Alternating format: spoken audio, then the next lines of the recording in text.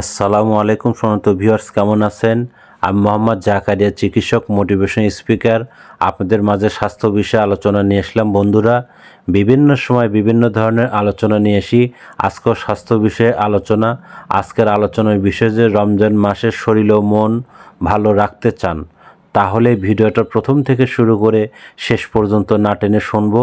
প্রথমে একটি লাইক দিব, সাবস্ক্রাইব করব, নোটিফিকেশন অন করব, পেজে ফলো দিব, তাহলে স্বাস্থ্য সম্পর্কে নোটিফিকেশন আপনাদের কাছে পৌঁছে যাবে।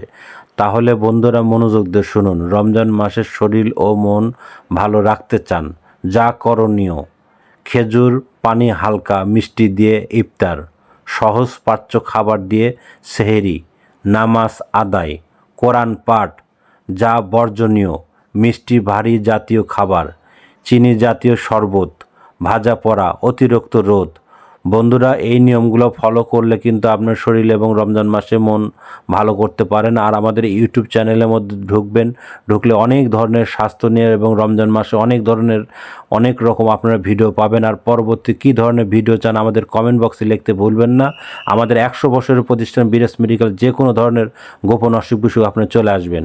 তো বন্ধুরা, এতক্ষণ মনোযোগ সহকারে দেখার জন্য সবাইকে থ্যাংক ইউ, সবাইকে ধন্যবাদ।